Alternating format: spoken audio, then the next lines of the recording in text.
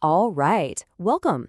Today, we're diving into a really provocative idea, one that completely flips our modern obsession with understanding right on its head. So, I want you to just picture a scene with me for a second. We're in ancient Greece, maybe walking through a square in Athens, the absolute height of intellectual achievement. On one side of the street, you've got this group of brilliant, super articulate philosophers. I mean, they're debating the nuances of the soul with the kind of logic that would make your head spin. And then, just down the street, maybe at a temple, you see a grandmother. She's not debating anything. She's just quietly washing her hands, lighting a small fire, and bowing 3 times. It's a simple, repetitive act. Okay, now let's fast forward 2,000 years. Those complex, brilliant arguments from the philosophers, most of them are just dust, right? Maybe a few fragments left in a library somewhere. But that grandmother's ritual, the washing, the fire, the bowing, well, people are still doing that today, often in the exact same way. How is that even possible? This brings up such a fascinating tension. See, we're trained to believe that the big ideas, the intellectual breakthroughs, the why, that's what's supposed to last. But history seems to be telling us something else. It's showing us that the what, the simple, structured action, is actually bulletproof. And that's the mystery we're going to try and unravel today. So let's start with this question. Why are big ideas, these philosophies, so surprisingly fragile? The core argument here is that philosophy depends on explanation.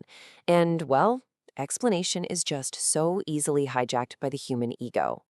This quote just perfectly captures the life cycle of a truth once our ego gets its hands on it.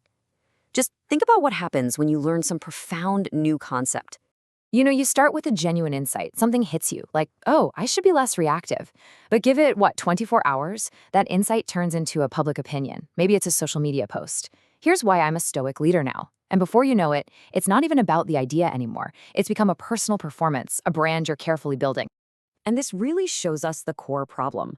Because philosophy relies on our mental interpretation. It can be argued with, it can be personalized, it can be stylized until it's basically a fashion accessory. It's a costume you wear to show the world who you are. So the really crucial point is this. We might call all that personalization adaptation.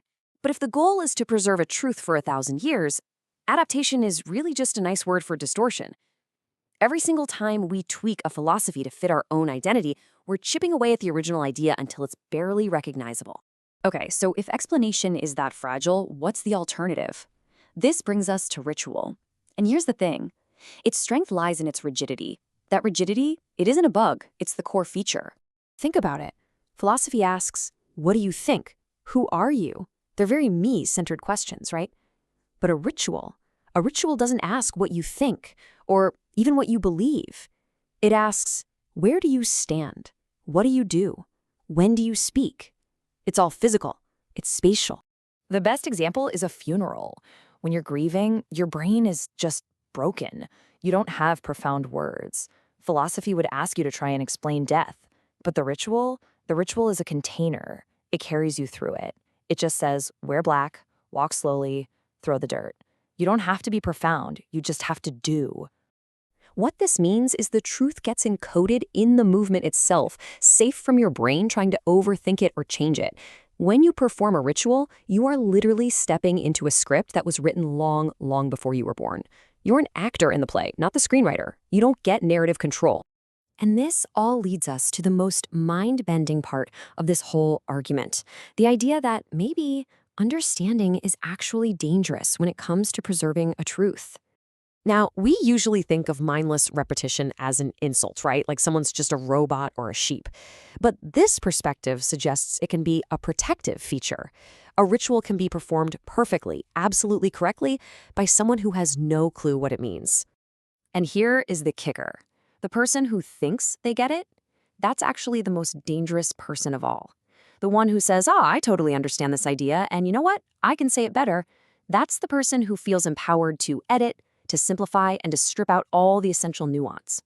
This is the key concept. Explanation invites ownership, but ritual enforces participation without possession. Think about being a singer in a huge choir. You are an absolutely essential part of the harmony, but you don't own the song. You can't just decide to bust out a solo in the middle. So how does any of this apply to our modern lives? Well, it turns out we haven't abandoned ritual at all. We've just gotten really, really good at rebranding it. If you find rituals boring or empty, the source here suggests it's because you might be organized around performance. Your ego is basically throwing a tantrum because it's not the star of the show. But for someone who's organized around alignment, that exact same ritual feels stabilizing. It's a deep comfort. And this points to the incredible relief that ritual offers. I mean, we live with this exhausting pressure to constantly be authoring our own identity. Ritual just says, hey, put the pen down. You don't have to write this chapter. Just stand here. It's like a built-in ego check. Just look at this. We don't call it penance anymore. We call it an ice bath. We don't have liturgy. We have a morning optimization protocol. We've stripped these ancient practices of their history, of their lineage, and given them these slick secular names like biohacks. But their function is exactly the same. We are absolutely desperate for structure.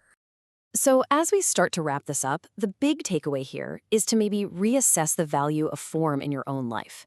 In an age where we are just drowning in explanations, in the why, maybe what we really need is a stable what to hold on to. This is the perfect analogy to end on.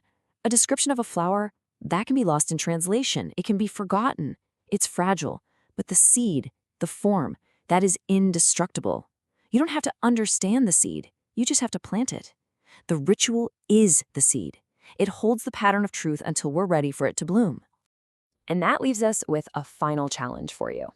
The next time you feel that resistance to structure or that boredom with repetition, just ask yourself this. Is this ritual truly empty, or is my ego just panicking because I'm not the one in control? That's the question to really sit with.